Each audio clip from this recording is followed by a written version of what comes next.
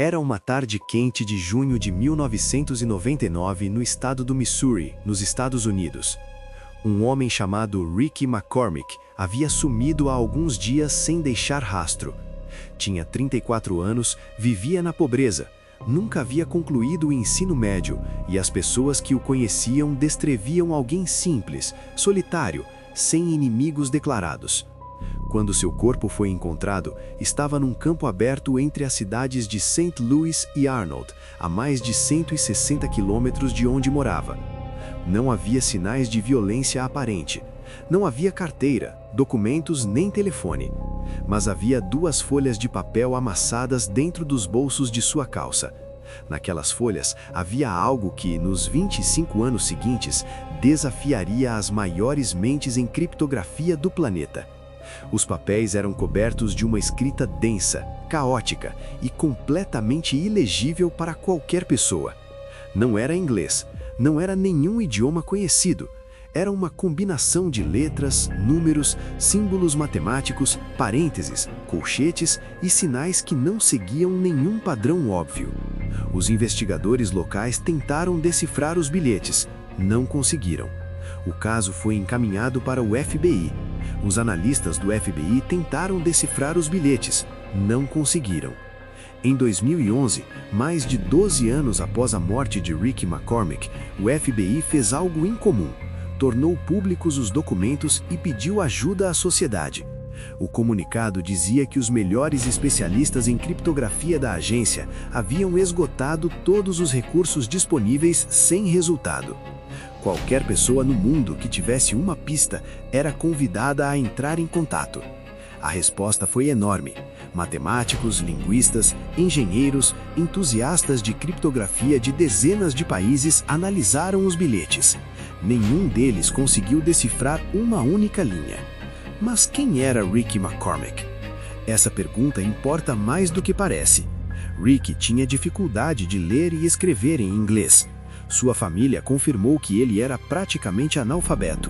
E ainda assim, alguém capaz de criar um sistema de criptografia que derrotou o FBI e a CIA por mais de 2 décadas. Isso não faz sentido. A menos que Ricky McCormick não fosse quem parecia ser. Quando os investigadores começaram a vasculhar sua vida com mais cuidado, surgiram detalhes perturbadores. Ricky havia sido preso anteriormente por tentativa de abuso sexual de uma criança. Mas as investigações sugeriam também que ele tinha contatos em círculos criminosos mais perigosos, possível envolvimento com tráfico de drogas e conexões com pessoas que preferiam não ser identificadas. Havia rumores de que ele sabia de algo, que havia visto algo que não deveria ter visto, que os bilhetes eram um registro desse segredo, ou um pedido de socorro, ou as últimas palavras de alguém que sabia que ia morrer. Os investigadores que estudaram os bilhetes por anos apontam para algo curioso. O código não é aleatório. Há padrões repetidos, estruturas que se repetem em posições semelhantes, como se houvesse uma gramática interna que ainda não foi identificada. Isso sugere que Ricky McCormick usou esse sistema de escrita por anos, que ele provavelmente tinha mais documentos codificados em algum lugar e que a chave para decifrar o código pode ter desaparecido com ele. Em 2012, a Cryptanalysis and Racketeering Records Unit do FBI publicou uma análise detalhada do caso. Eles descreveram o código como possivelmente um sistema pessoal desenvolvido ao longo do tempo, influenciado por uma lógica que pertencia exclusivamente a Ricky. O que significa que talvez ninguém no mundo além dele pudesse decifrar aquilo, e ele estava morto. Mas a história não para aqui. Em 2020, um pesquisador independente chamado Klaus Schmé anunciou que havia identificado um possível padrão dentro dos bilhetes.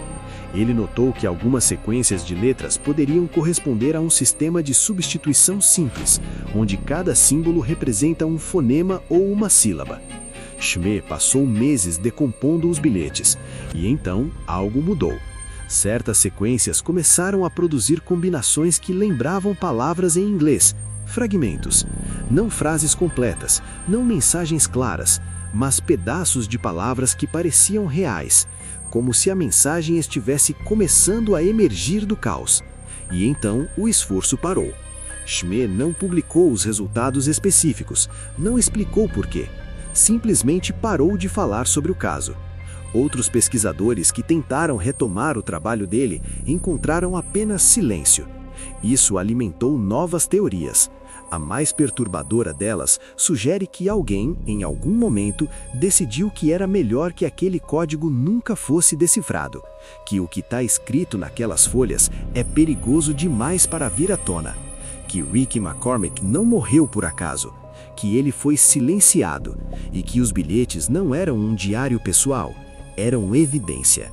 Os papéis originais estão nos arquivos do FBI em Quantico, Virgínia.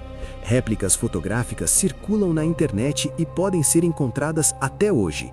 Pesquisadores ao redor do mundo ainda tentam decifrar aquelas linhas, porque se alguém conseguir, pode descobrir quem matou Ricky McCormick, pode descobrir o que ele sabia, pode descobrir por que o FBI passou mais de 25 anos tentando entender o que um homem semi-analfabeto escreveu às vésperas de sua morte, e por que algumas das pessoas que chegaram perto da resposta simplesmente pararam de falar. A morte de Ricky McCormick permanece oficialmente sem solução. Os bilhetes permanecem oficialmente indecifráveis. E a pergunta permanece: o que estava tentando dizer um homem que mal sabia escrever usando um código que nem os maiores criptógrafos do mundo conseguem decifrar? O que ele viu? O que ele sabia? E quem não queria que você soubesse?